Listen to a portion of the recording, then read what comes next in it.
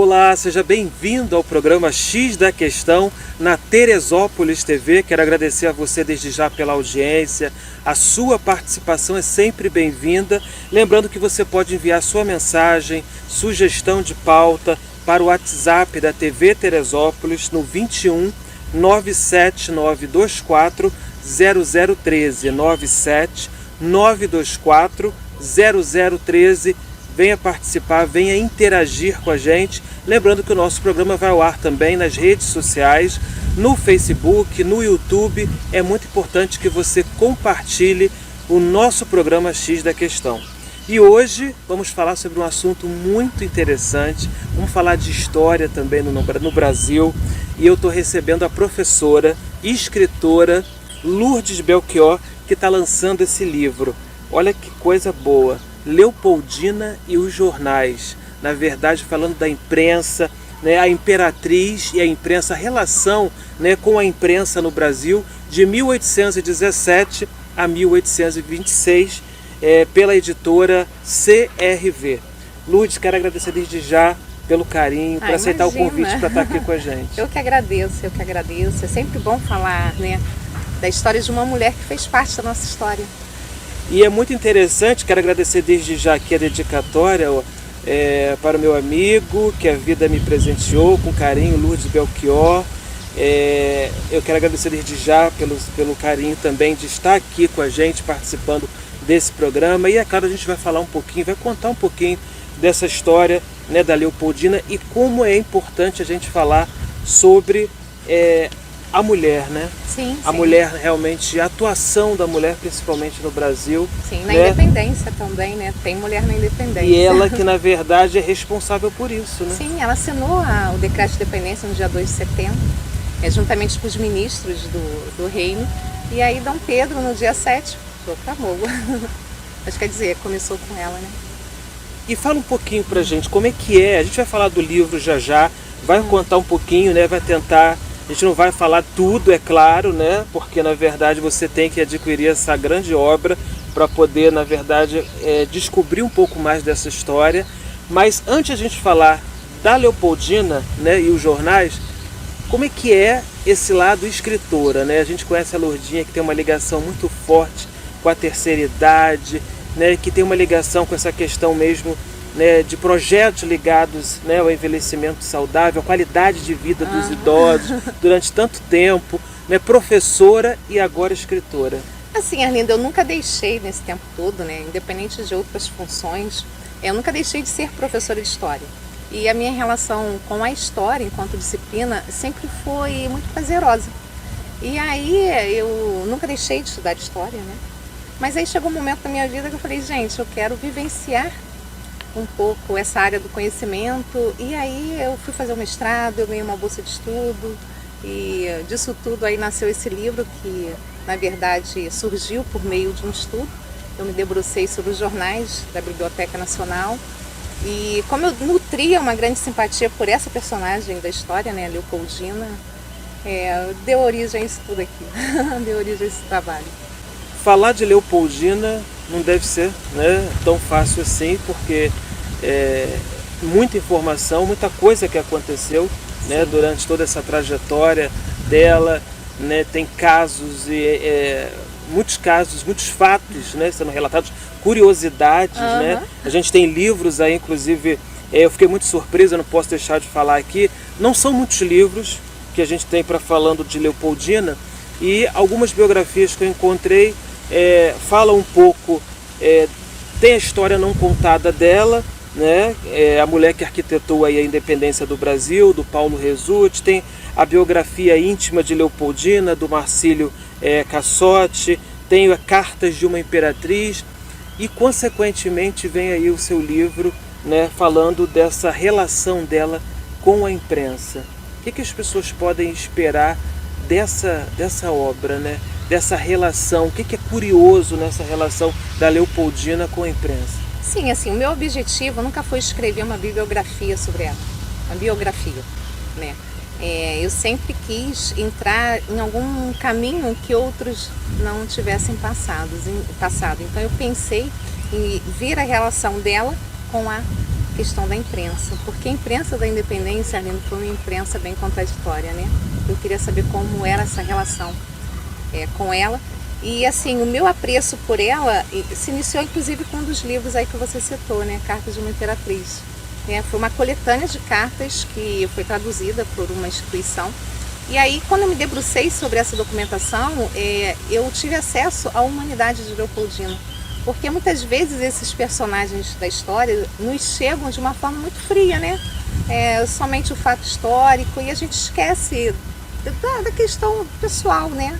São pessoas que fizeram parte da história do nosso país. E aí, no caso de Leopoldina, eu percebi a história de uma menina, uma jovem, que sonhava em se casar, que temia ir para um convento e que logo depois das guerras napoleônicas que aconteceram na Europa, o pai dela orquestrou o contrato nupcial com Dom Pedro, um príncipe português, e ela anuiu de bom grado a proposta do pai e veio a se casar com um príncipe que ela não conhecia. Para você ter uma ideia, o casamento dela com Dom Pedro aconteceu na Áustria por procuração.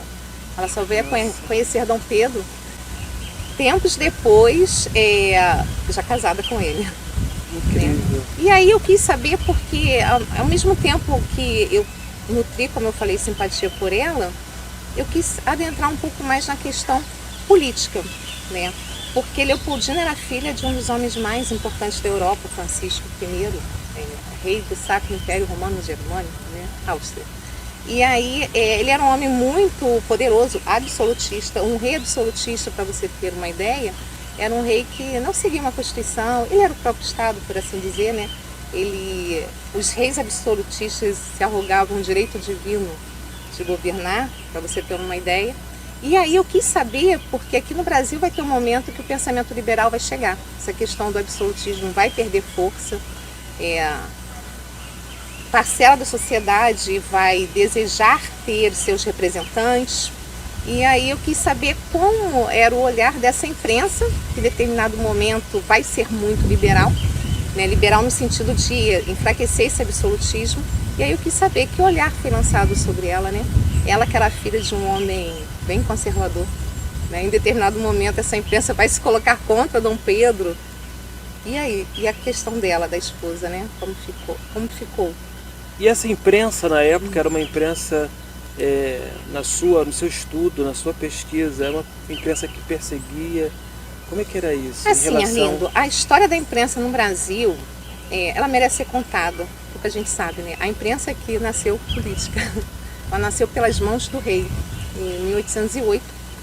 E para você ter uma ideia, a América Espanhola, onde hoje é a Argentina, Venezuela, a América Espanhola, que na época era uma coisa só, né? Colonizada pelos espanhóis, ela teve a imprensa cerca de 300 anos antes da gente aqui da América Portuguesa. Então o Brasil, né, só conheceu a imprensa, só teve uma tipografia a partir da chegada desse rei. Aí é uma discussão historiográfica belíssima, né? Todo mundo tem um pouco de razão, né? Sim. Por que essa imprensa de forma tardia? Aí alguns dizem que é porque não interessava a Portugal divulgar as riquezas do nosso reino. Outros falam que, na verdade, nós não tínhamos assim um público consumidor de imprensa. A imprensa aqui vai chegar mais para orquestrar as relações de poder. Então, quando esse rei vem para cá, ele precisava organizar esse espaço, seus decretos. Enfim, é uma discussão riquíssima, né? A imprensa brasileira nasceu pelas mãos do rei e absolutista, tá? Toda a imprensa tinha que arrogar, fazer a corte para esse rei. Mas voltando na Imperatriz, voltando na Leopoldina, qual era essa relação dela com a imprensa? Hoje a gente chama mídia, né? Mas naquela época era aquela coisa ainda muito arcaica e tudo, mas ela tinha uma boa relação, ela ficava assim, com amiga, medo. Eu não gostaria de dar spoiler, mas assim, eu posso dizer que foi uma relação muito positiva. Positiva? Porque a mesma imprensa que apontava vários defeitos de Dom Pedro, inclusive essa imprensa vai ser perseguida, né? Ao mesmo tempo, assim, olha o spoiler, gente. Não, vamos deixar o público também ficar curioso. ela já falou que tem uma relação Agora, positiva, porque a primeira coisa que a gente pergunta, né, quando a gente lê o título do livro é: mas que relação era não essa? é? Né? Já desperta essa curiosidade. Sim, sim. Agora, é uma coisa muito interessante, porque eu vejo qualquer texto, né? Mas o texto impresso, ele não termina em si, né? Todo texto impresso, ele se dirige a alguém, né? Ele é feito para que alguém o leia, né? Então, quando você tem acesso a ele, você começa a ver a especificidade daquela sociedade. Então, você descobre, por exemplo, a importância da fecundidade de uma princesa. A todo momento, cada filho que nasce, a princesa deu provas de sua fecundidade, a todo momento, né? Então, você começa a perceber essa sociedade por meio dessas letras. Eu acho que o leitor, isso é uma concepção minha, né? O leitor, ele influencia o texto do início ao fim. Por mais que a gente acredite que o jornalista tem o seu ponto de vista, mas até esse ponto de vista, de certa forma, ele encontra um território, pelo menos em parcela da sociedade. E aí eu comecei a ver o que se esperava dessa mulher, que foi a primeira governante do Brasil, mas antes disso foi princesa do reino. Ela deu à luz a príncipes nascidos aqui no Brasil, e a imprensa demonstra a valorização disso. Né? Nós éramos uma sociedade monárquica, sabe? Quando a gente fala dessa curiosidade, né, que envolve inclusive a história dela, da vida da Leopoldina, isso me faz lembrar o papel da imprensa hoje, né? Porque muitas das vezes, apesar de a gente estar passando por um momento muito difícil, né, de desinformação, de fake news, e a imprensa tendo que trabalhar da melhor forma com a informação, mesmo diante de tudo isso, a gente tem uma questão muito delicada, que é a invasão de privacidade, né? Que é a imprensa está expondo o tempo inteiro, de repente, não digo a imprensa que faz um trabalho sério, né? Hoje a gente tem aí uma rede, né, de fofocas muito grande, que tenta trabalhar a informação do jeito que eles acham que é convincente, e muitas das vezes até mesmo para ter repercussão, né? Eu queria te fazer uma pergunta, mas eu vou deixar para depois do intervalo. No passado era assim também? Existia essa invasão de privacidade? Deu para buscar isso nesse estudo? Mas ela vai falar depois do intervalo comercial. E eu quero desde já aqui agradecer a você pela audiência, agradecer a você pela participação. Depois do intervalo a gente volta conversando com a professora, com a escritora Lourdes Belchior, falando sobre o livro Leopoldina, tá? E os jornais. E a gente vai passar mais informações também, como que você faz para adquirir o livro. Aliás, nas plataformas digitais você já encontra, já pode comprar também, né, através da internet. Leopoldina e os jornais, a Imperatriz e a Imprensa Brasileira, de 1817 a 1826. A gente volta já já com o X da Questão aqui na Teresópolis TV.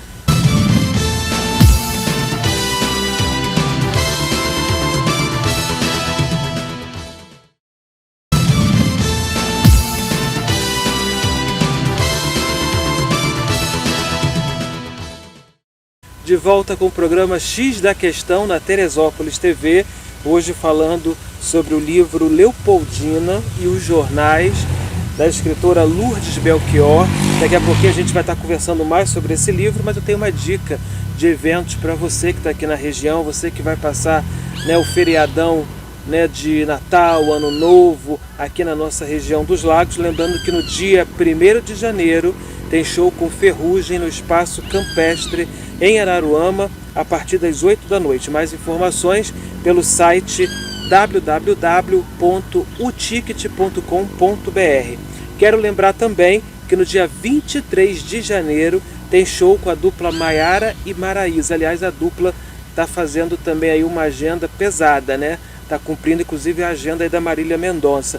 A Maiara e Maraísa vai estar lá em Friburgo, no Via Expressa, e a abertura dos portões às 6 horas da tarde. Já está definida essa data, dia 23 de janeiro, Maiara e Maraísa em Nova Friburgo. Mais informações no site www.uticket.com.br.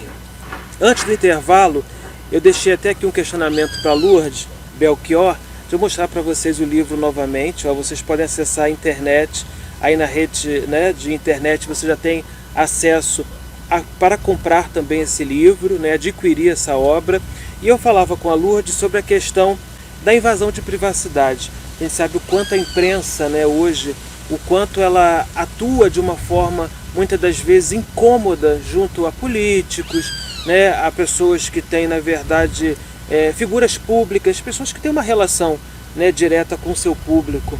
E a gente no passado, na política, né, principalmente, acredito eu, né, não só o próprio Dom Pedro, mas a própria Leopoldina, deveria ter também aí, né, a imprensa como um pé no sapato, digamos assim, né, ali de repente fiscalizando, tentando ver se tinha alguma coisa de relacionamento, de vida pessoal.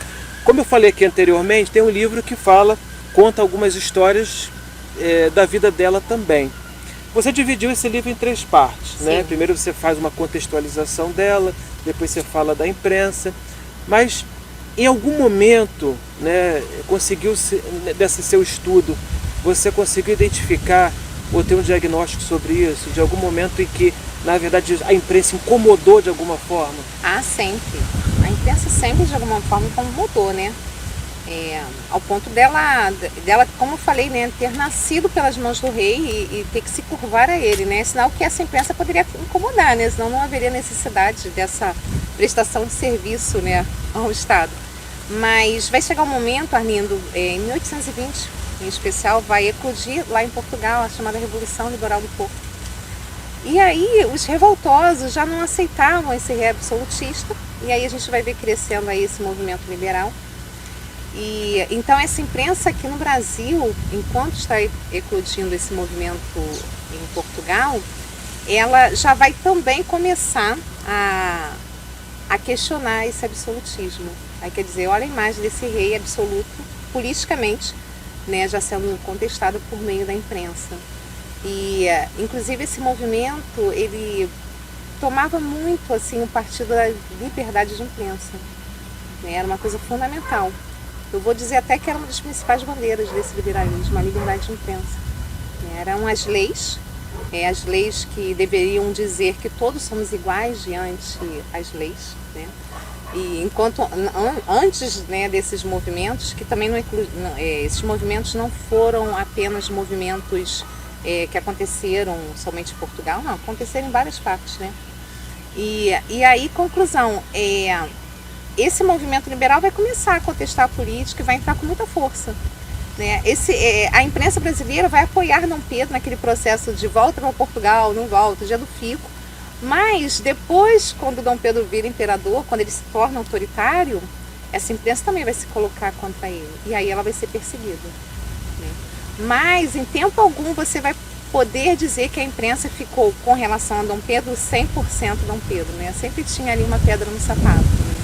Interessante. E como é que você conseguiu dividir isso? O livro tem 194 páginas e você tem aí a contextualização da vida, né, de Leopoldina. Isso. Você tem depois a imprensa. E depois as notícias. As notícias.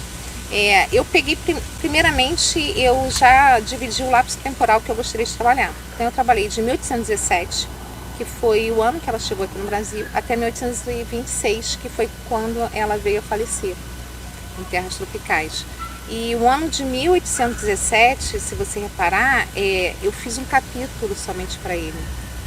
Por quê? Primeiro, quando a gente faz uma pesquisa histórica, o que dá o compasso da nossa pesquisa são as fontes.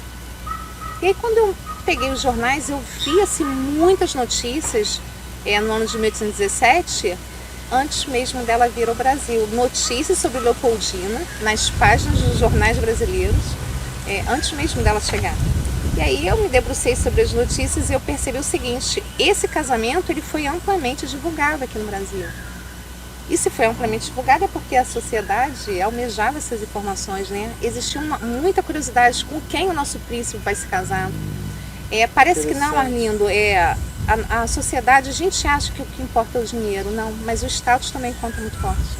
Saber que o seu príncipe vai contrair núpcias com uma princesa importante, a Leopoldina era arquiduquesa austríaca, né? Como eu já falei, filha do Francisco I. Então, essa informação enobrecia a sociedade, principalmente parte dela, aquela sociedade que tinha acesso aos jornais. Porque a gente também não pode esquecer que o Brasil é imenso, né? Nem todos tinham acesso a essas informações, mas uma coisa eu falo, a imprensa que existia valorizou muito, e se valorizou é porque a sociedade também valorizava, né? Você citou uma coisa muito interessante, e a gente falava sobre isso nos bastidores. Esse livro, ele conta a história dela até 1826, o relacionamento com a imprensa, e foi o ano que ela faleceu. Sim. E ela faleceu no Rio de Janeiro. Sim. Né? E uma coisa interessante que eu não posso deixar de falar aqui, quando a gente começou a montar a pauta, e eu perguntava isso a Lourdinha nos bastidores, é que o lançamento do livro vai ser no dia 10, né? E a gente está convidando vocês aqui também, você que vai estar na região dos Lagos, em Araruama, né? O lançamento vai ser na Livraria Big, né? Ali no Shopping Lagoa do Cinema, em Araruama, no centro de Araruama.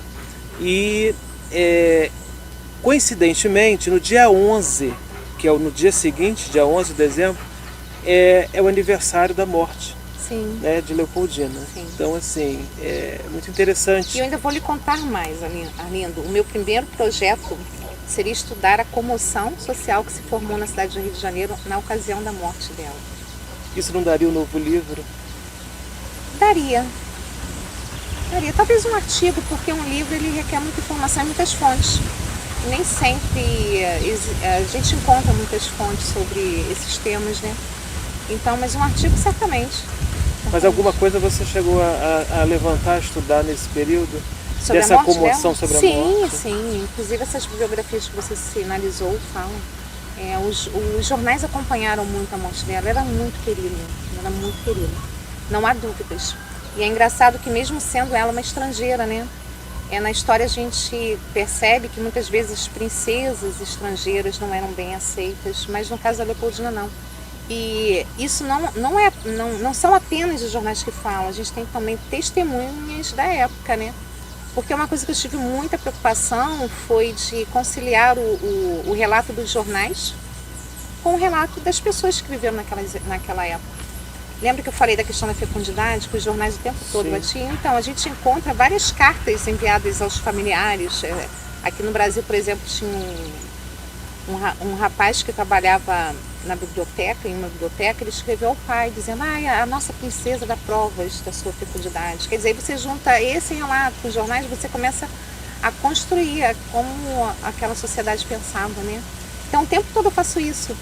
É aquele pintor Debré, né, Jean-Baptiste Debré, ele é outro que deixou vários testemunhos, né? E às vezes eu concilio o testemunho deixado por ele, com inclusive cartas de Leopoldina. Leopoldina aqui no Brasil, por exemplo, para você ter uma ideia, ela vivenciou muito a musicalidade, né? Eu vi que tem uma passagem que fala disso, fala de ciências, das artes e da ciência. Merecia, inclusive. A ciência é tão alta hoje, né? Para descobrir tanta coisa ainda sobre a Covid. Sim. E olha como é que a gente se reporta a um período, né, da nossa época em que a ciência tinha um destaque. Né? E até porque, Arlindo, a gente viveu grande parte desse período com os portos fechados. Dom João que abriu os portos das nações amigas, né? E aí, conclusão, o Brasil era muito desconhecido. Então, para cá, logo após a abertura dos portos, vieram vários estrangeiros que desejavam conhecer a nossa flora, fauna. E por ocasião, no casamento da Leopoldina, o pai dela enviou também, junto à comitiva dela, um grupo de estudiosos com essa finalidade. Inclusive, em Viena tinha um museu destinado ao Brasil. Brasília, tinha um nome assim alemão que eu não vou usar falar. E essa passagem, inclusive, sobre a questão da ciência, das artes, é citada inclusive pelo Dr. Paulo de Assunção. Né? Sim. Ele diz que o livro é uma leitura que instiga e permite refletir sobre as figuras que participaram da construção do Brasil. Constrói a imagem de uma mulher que foi associada às artes e às ciências, como a gente acabou de falar. Sim. E deixou sua marca indelével. O panorama do nascimento da imprensa e do avanço de ideias liberais que culminariam com a independência brasileira. Ele cita isso, inclusive, no seu livro. Leopoldina tem um episódio que ela estava preocupada se ela ia conseguir se casar ou não, né? Porque a Europa estava em guerra, né? E aí ela chega a falar o seguinte: se eu não me casar, eu vou pedir a permissão do meu pai para estudar ciências, porque eu não quero ir para um convento. Nossa. Só que mulheres na época dela não cursavam faculdade, né? Ela ia ter que ter permissão. Mas só o fato dela pensar em pedir para o pai já aponta a personalidade dela, né, forte. E ela inclusive fala assim, não há mulheres que fazem faculdade, mas eu serei a primeira. Isso é bem interessante. A gente sempre, antes de terminar o nosso papo, a gente pergunta qual é o X da questão. Claro que a gente vai convidar, vai reforçar o convite já, né, sobre o lançamento do livro, mas eu quero te perguntar o seguinte, Leopoldina tinha medo de ser exposta pela imprensa naquela época, né? Tem alguma curiosidade sobre isso? Não, eu não vi nenhum tipo de relato sobre ela, que ela tenha deixado, Sim. né? Como eu falei, ela deixou várias cartas. Essas cartas já foram traduzidas. Não é uma questão que eu não posso responder porque eu não encontrei. E você como mulher, né? Escritora, professora, que estudou um pouco mais da história de Leopoldina, né? Como é que você via ela, né, como uma figura feminina levantando bandeiras, né? Eu acho que mesmo sendo de uma época, hoje a gente sente que o país está vivendo uma transformação. Sim. O universo vive essa transformação. Até mesmo para tirar esse rótulo de que mulher realmente é coisa, que mulher tem que participar daquele processo eleitoral apenas para poder ser cota. E a gente vê que isso está mudando com Sim. o tempo, né? Hoje a justiça tem agido aí até mesmo em relação a isso, né? Mostrando que na verdade a mulher vai aonde ela quer, ela se expressa da forma que ela quiser, ela tem oportunidade aonde ela bem entender. Será que esse hoje seria o pensamento de Leopoldina também?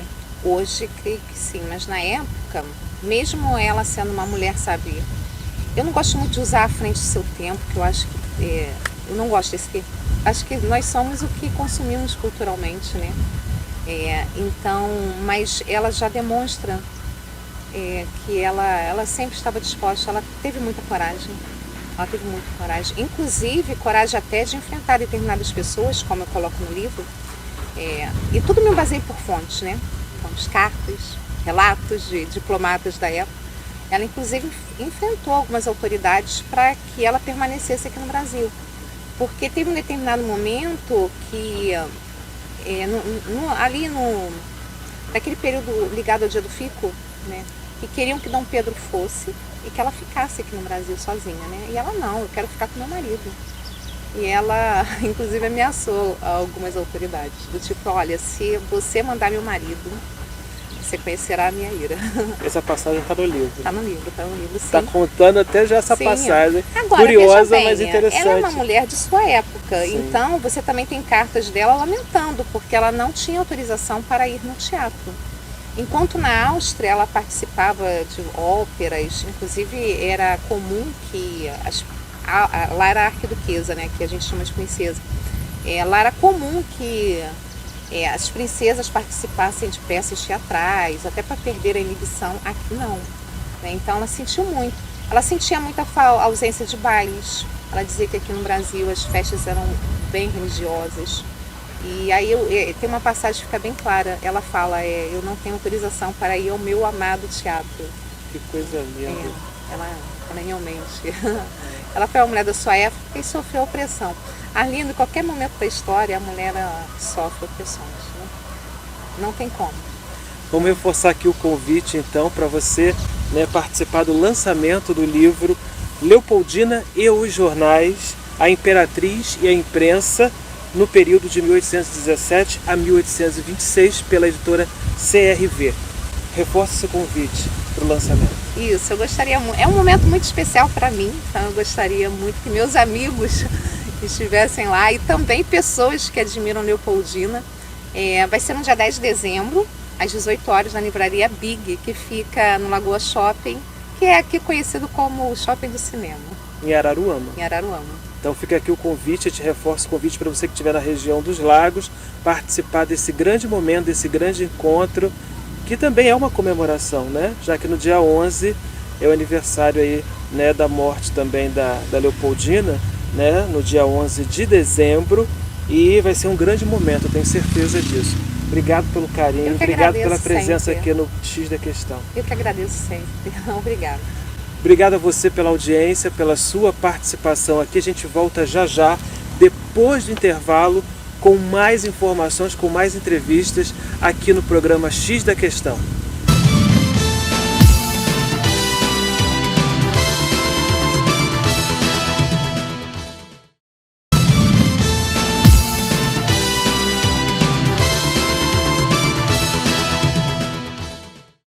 De volta com o programa X da Questão na Teresópolis TV. Obrigado pela sua audiência, pela sua participação. Quero lembrar sobre os eventos que acontecem também no estado do Rio de Janeiro. E é claro, no dia 1º de janeiro a gente tem um convite para você, se a Covid permitir, né? A gente está numa onda aí complicada, né, na pandemia aí do coronavírus, mas dia 1º de janeiro tem aí show com Barões da Pisadinha, no evento Búzios Sunset, a partir das 3 horas da tarde, no Jeribá Tênis Park. Mais informações no site www.ticket.com.br. Barões da Pisadinha também tem um show marcado dia 8 de janeiro, às 11 horas da noite, no Parque de Exposições Henrique Batista, em Casemiro de Abreu. E de 27 a 30 de janeiro tem aí o Festival de Verão em Mangaratiba, lá na Costa Verde, no Parque de Exposições da cidade. Shows com João Gabriel, Zé Neto e Cristiano, Barões da Pisadinha e também Gustavo Pioto. Aliás, Barões da Pisadinha entrando com força aqui no interior do estado do Rio de Janeiro.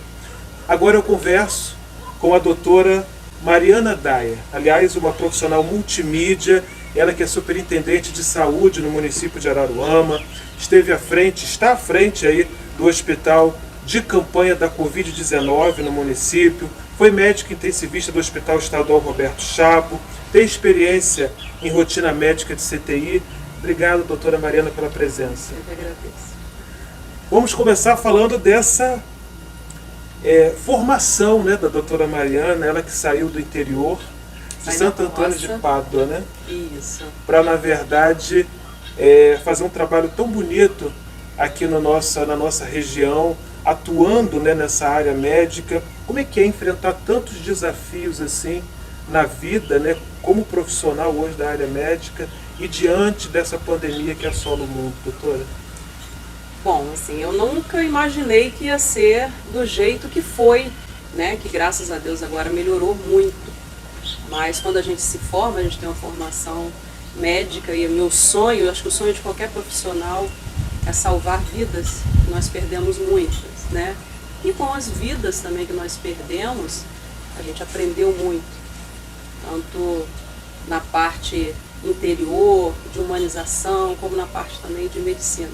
Mas eu acho que ninguém, nem médico, nem professor, ninguém imaginava que ia ser esse boom, essa tristeza toda que nós íamos passar. Inclusive, a gente ainda está vivendo alguns resquícios, a gente não sabe ainda quando vai terminar, porque coisas novas estão surgindo, mas com certeza abalou muito a parte emocional de todo mundo. Eu tenho acompanhado muito isso no consultório também. É um misto, na verdade, de sentimentos, né? Isso mesmo. Porque lidar realmente com o paciente em estado grave, né, e depois também no pós-Covid, não é fácil.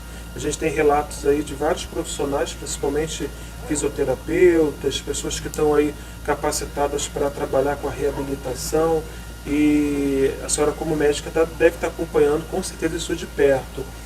Como é que é isso, né? Esse não só o drama de quem está ali, né, no CTI, que está ali, na verdade, na esperança, né, de conseguir sobreviver e depois passar por aquela fase de recuperação para ter alta, para sair do hospital.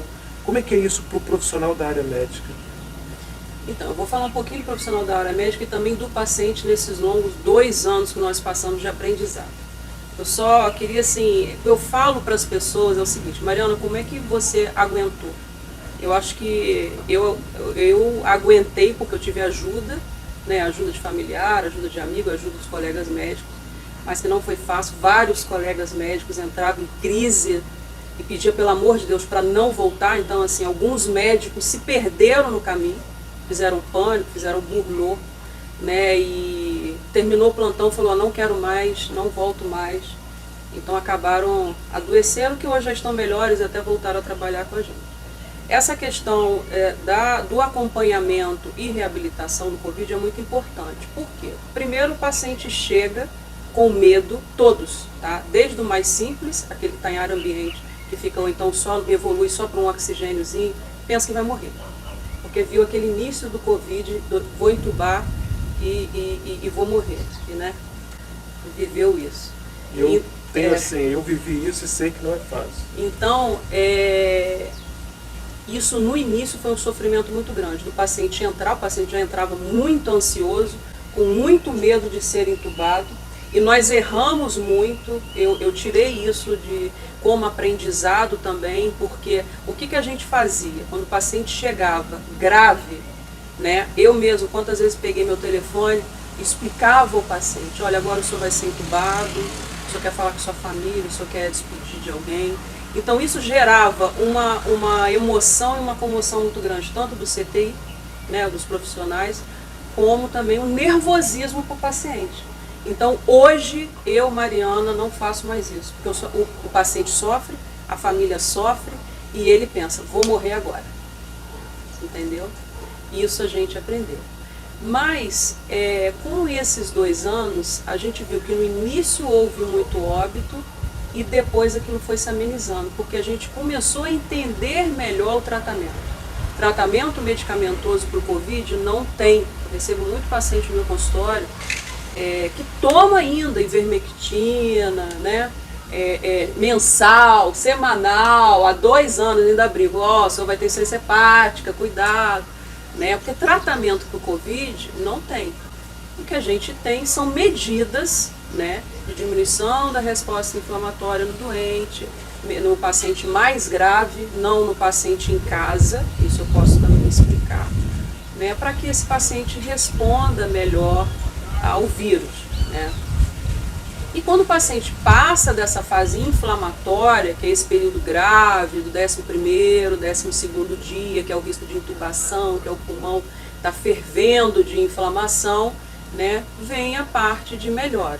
Eu tenho as células de defesa, já começam a agir melhor, enfim.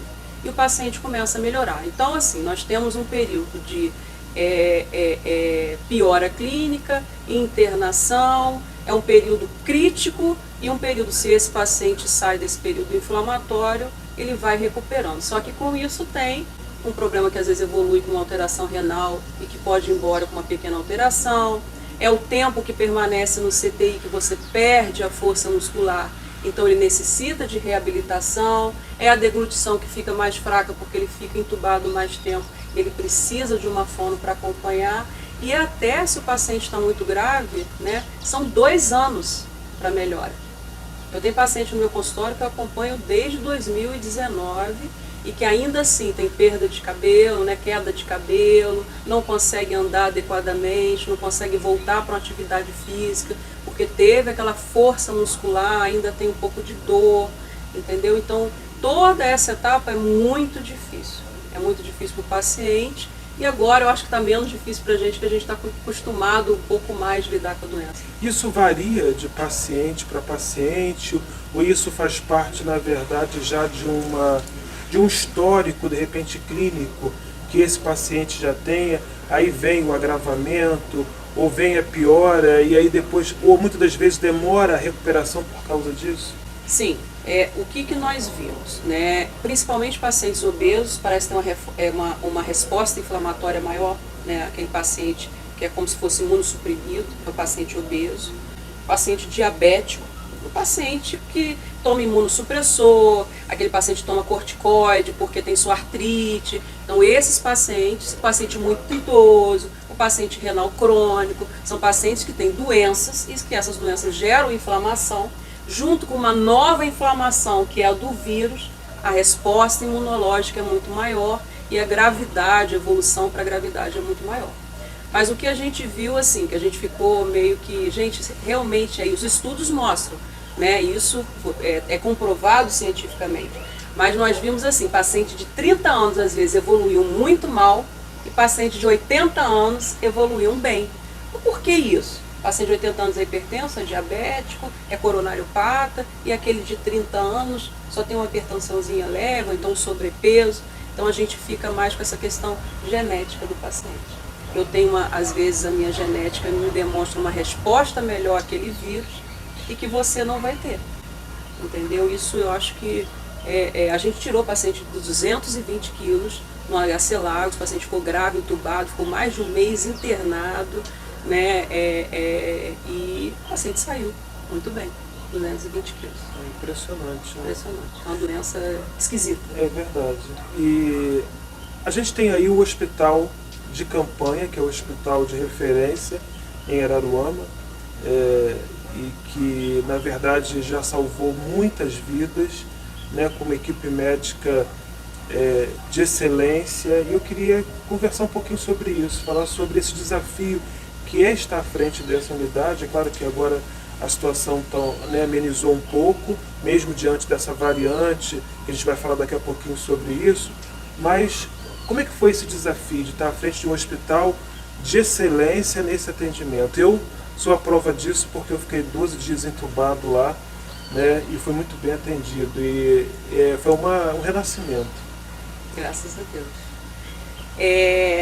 Só para contar um pouquinho da história do Covid aqui em Araruama, o que aconteceu? Eu fui convidada para a coordenação médica, né, não para a questão administrativa de criar e organizar um hospital. A doutora Flávia chegou para mim e falou assim: Mariana, o que você pode ajudar? O que a gente precisa de medicação, de equipe e tal. E eu fui fazendo esse estudo, né, chamando profissionais que trabalham comigo, porque como eu trabalho em terapia intensiva, já tenho um grupo de terapia intensiva acostumado com paciente grave, são pessoas excelentes que trabalham na região, e o pessoal: Mariana, você está indo, a gente está indo junto com você. E passei isso para a prefeita Lívia. Olha, prefeita, ela não me conhecia pessoalmente, aí eu comecei a entrar sem querer. Olha, gente, para abrir o hospital precisa disso. Para abrir o hospital precisa de tal profissional, precisa de monitor multiparâmetro, precisa de ter medicações mais específicas, né? Porque a gravidade do paciente geralmente não é a mesma gravidade dos pacientes que estão na UPA. Então a gente precisa deixar tudo muito fechado, né? Tudo bem equipado, para aquele paciente chegar, ó, o paciente está grávido, está entubado, acabou a medicação. E que eu não sei se você se lembra que a mídia mexeu muito nisso, né? Tá faltando tubo para entubar o paciente, está faltando anestésico, está faltando sedativo, e ficou a mídia em cima, né? Oxigênio. Sim. E graças a Deus, eu ligava para ela todo dia: tá chegando, porque assim, a minha preocupação, eu acho que a preocupação do médico que trabalha em terapia intensiva é o bem-estar do paciente, é o sofrimento do paciente, então a gente precisa disso. E graças a Deus, em 2 anos e pouco, né, não faltou nem um dia nada no hospital. Tudo da listagem que eu pedi foi feito, tudo foi comprado, tudo chegava. O pessoal falou assim: graças a Deus, parece até hospital particular, a gente está tendo tudo, né? Até uma pena um hospital futuramente fechar, porque é um hospital muito bem equipado. Então nós montamos no início já com fisioterapeuta 24 horas, com médico, rotina médica. Então eram 2 médicos por dia. Um médico ficava 24, vem outro, passa visita junto para ver o que está fazendo, ajuda na prescrição, aparelho de gasometria, laboratório tudo direitinho, a equipe de enfermagem, sim. Graças a Deus a gente fechou uma equipe muito boa. Então nós não tivemos problemas com isso nesse período. E até hoje, né? Até hoje aberto lá. Agora, inclusive, os atendimentos, né, de pessoas suspeitas, né, de Covid estão sendo feitos na própria unidade. Sim, né? Sim. Porque a maioria dos municípios, como os casos diminuíram muito, graças a Deus com a vacina, né, que a gente está bem avançado, inclusive na 3ª dose, por isso a vacinação é importante, a maioria já fechou. Então, onde os pacientes vão ser atendidos? Né? Então nós colocamos o hospital de Covid, né, como o hospital de referência para síndromes gripais. Então, ao invés de o paciente ir para a UPA, o paciente acima de 13 anos, ir para a UPA, estou espirrando, perdi o olfato, perdi o paladar, tive febre, ele não vai para a UPA, ele vai para o hospital campanha, ele vai ser atendido e vai ser medicado lá.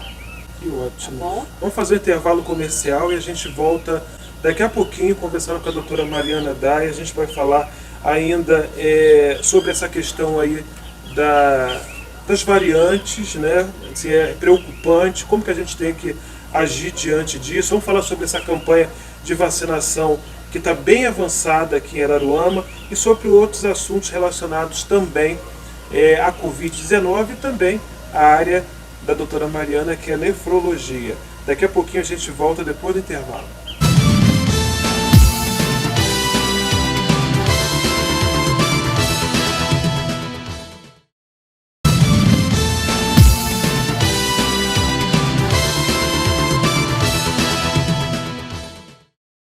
De volta com o programa X da Questão na Teresópolis TV, o nosso quarto e último bloco, conversando com a doutora Mariana Dai.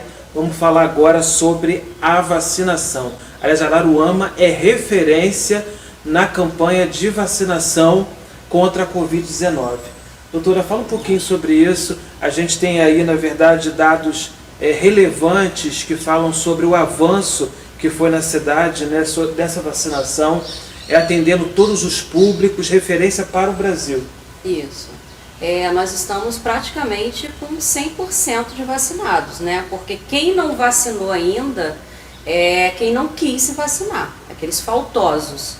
Então, acima de 18 anos, primeira dose praticamente 100%, né? E a segunda dose, praticamente 90% dos moradores de Araruama já vacinados.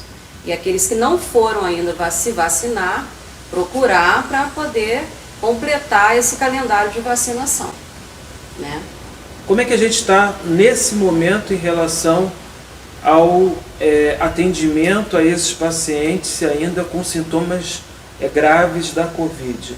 Em número de pacientes, vamos atualizar para quem está assistindo a gente aqui em Araruama, né? Porque a gente sabe que tem muita gente que vem para a região dos lagos nesse final de ano, festividades de Natal, Ano Novo.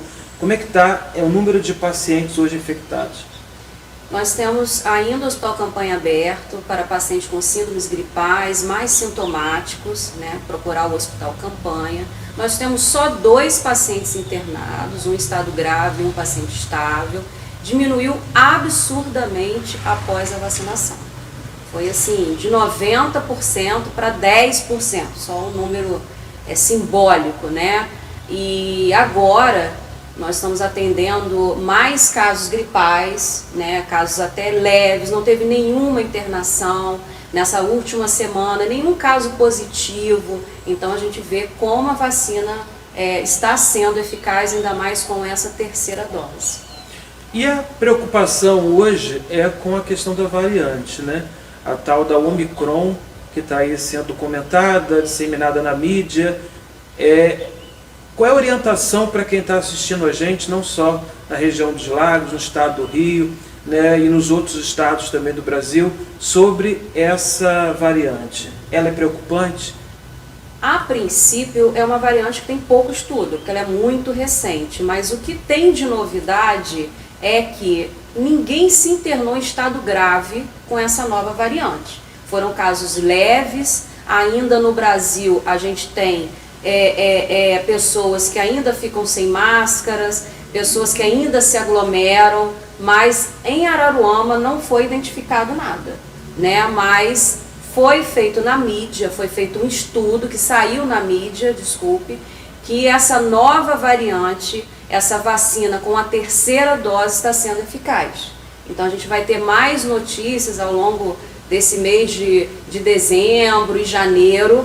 Então, como são meses festivos e a gente ainda não tem dados concretos do que está vindo aí, né? A princípio são casos leves que apareceram, mas uso de máscaras, álcool gel, manter o que a gente vinha mantendo nesses 2 anos. Inclusive a Prefeitura de São Paulo está tentando, na verdade, antecipar, né, essa terceira dose, porque tem um prazo também para quem vai tomar a terceira dose, né, que Sim. é um prazo em média de 5 meses.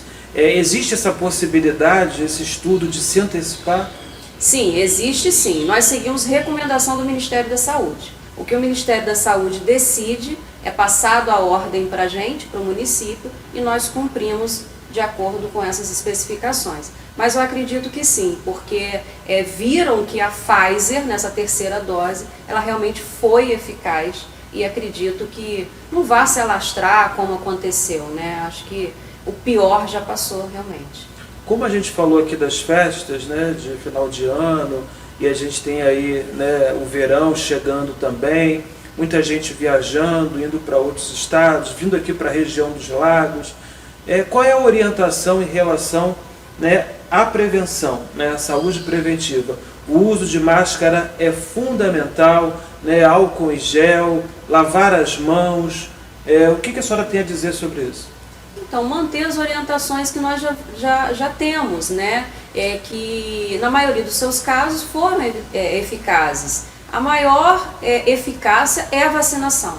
Então, aquele que não se vacinou, você protege não só a pessoa, mas também seus entes queridos, os outros na cidade, né? O uso de máscara é imprescindível, a higiene das mãos, não só com álcool gel, que as pessoas, o álcool é mais prático, mas o sabão com a água também é prático, né? Você vir da rua, ter aquela higiene com as sacolas, evitar aglomeração, agora que nós vimos que os casos diminuíram, então, né, vamos abrir as festas, churrascos, as casas de festas, as boates, então ter um certo cuidado, porque foram anos difíceis e ainda a gente tem um pouco de medo do que está acontecendo, o que está por vir.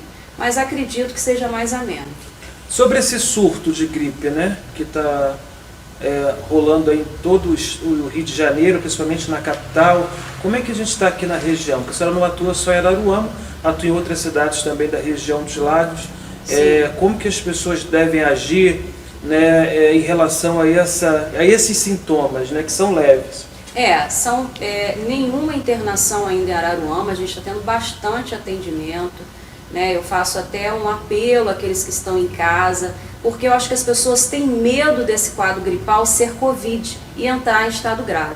Mas não tivemos ninguém com insuficiência respiratória, ninguém com alteração pulmonar. Isso está acontecendo em todas as cidades da região dos lagos, porque eu trabalho em outras cidades, os médicos em geral, então Iguaba, Cabo Frio, está tendo o mesmo surto daqui. No Rio de Janeiro, 21 mil infectados com o vírus da gripe, e aquele quadro de gripe, com espirros, coriza, um pouquinho de cansaço, a febre, coisa que já estamos acostumados. E por que aconteceu isso, né?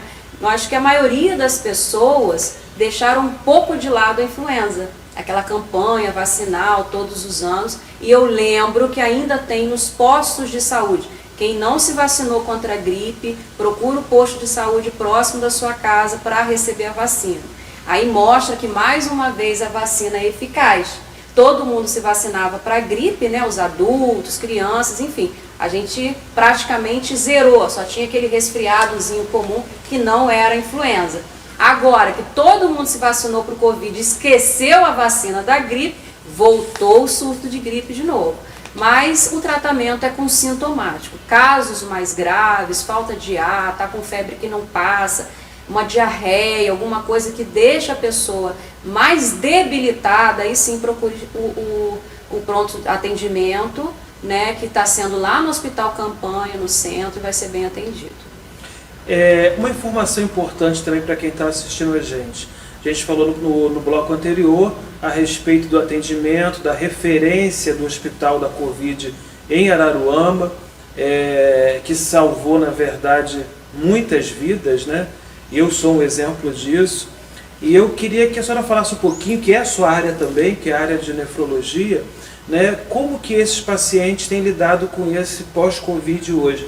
Porque, na verdade, eu imagino que a senhora que tem uma experiência muito grande nessa área sabe que, né, os rins, né, são os mais afetados também pela doença. Aliás, vários órgãos, né? Sim, é uma a doença COVID sistêmica. E é um mistério, na verdade. Então, assim, cada paciente tem uma reação, cada paciente, né, tem um sintoma, cada paciente tem o seu tratamento pós, né, COVID. Como é que é isso? Então, como eu já havia falado, trata-se da genética de cada um, do sistema imunológico. A gente não sabe, sinceramente, o porquê que naquele paciente atacou mais o pulmão e o outro atacou o rim, e o outro que ficou em estado grave recuperou. A gente teve paciente gravíssimo, que entrou em diálise e recuperou da doença, foi embora de alta, sem alteração renal nenhuma. Geralmente eu acompanho esses pacientes, os que no consultório, porque eu trabalho também em hospital particular, e a gente vê que tem muitas alterações sistêmicas. Tem paciente que mantém a dor no corpo, a dor muscular, a dor nas articulações por conta da doença, então tem tratamento para dor.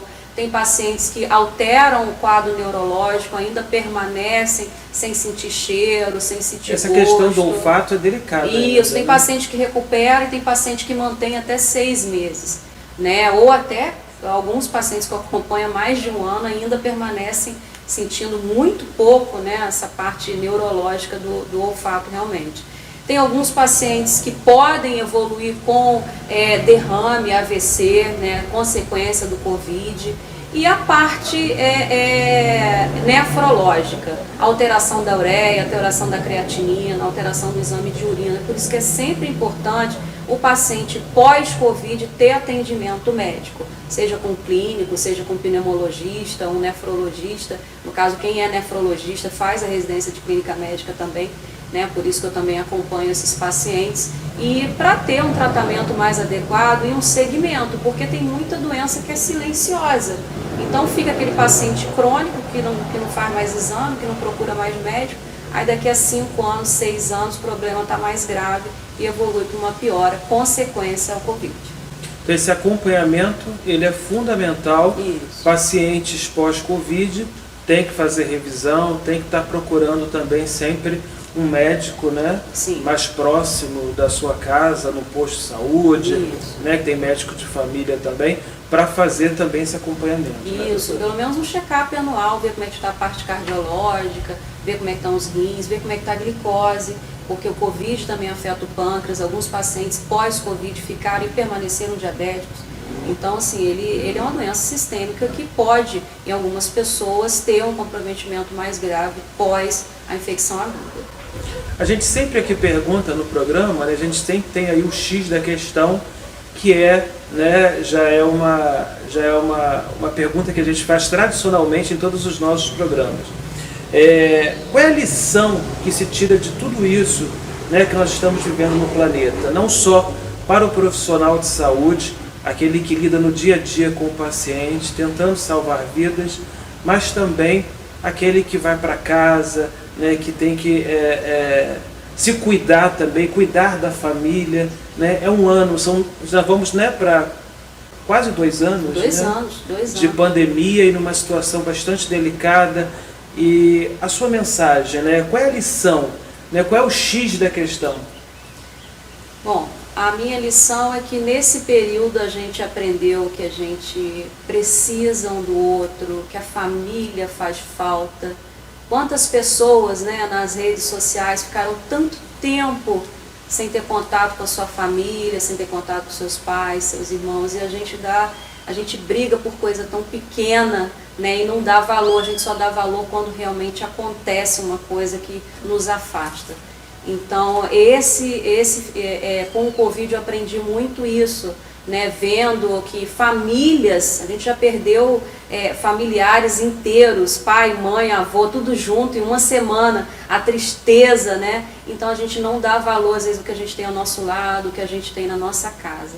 Então esses 2 anos eu acho que fez a população no mundo, não só no Brasil, em Araruama, pensar e dar valor mais ao amor ao próximo, à família, ao ente querido, né, a pequenas coisas da vida.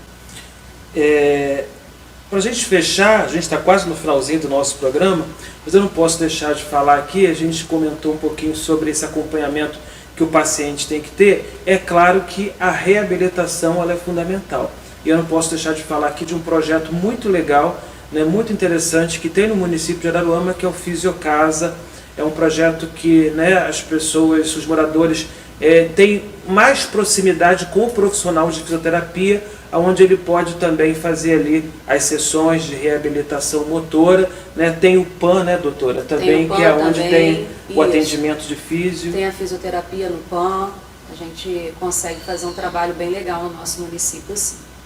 Né? É importante a reabilitação de todos os sentidos. O paciente que ficou internado perde muita força muscular, o paciente sequelado de AVC, que perde um lado, né, a musculatura, a função motora. Então é só procurar o PAN ou procura seu posto que o paciente é encaminhado para ter seu atendimento com fisioterapeuta. E a gente não pode deixar de falar do atendimento também, né, no seu consultório. A doutora Mariana tem também um consultório, né, para atendimento, e aí quem tiver interessado também, né, onde procurar, né, qual o telefone de contato, é importante passar para quem está assistindo a gente. Eu atendo clínica médica, como eu falei, nefrologia, né, a parte dos rins. Eu atendo no centro, no prédio da Drogaria Raia, é bem fácil achar.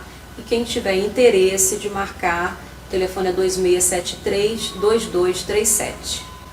2673 2237. 2237, e também você pode entrar em contato também via WhatsApp, falar com a secretária, a doutora Mariana, no 22 988 43 2202.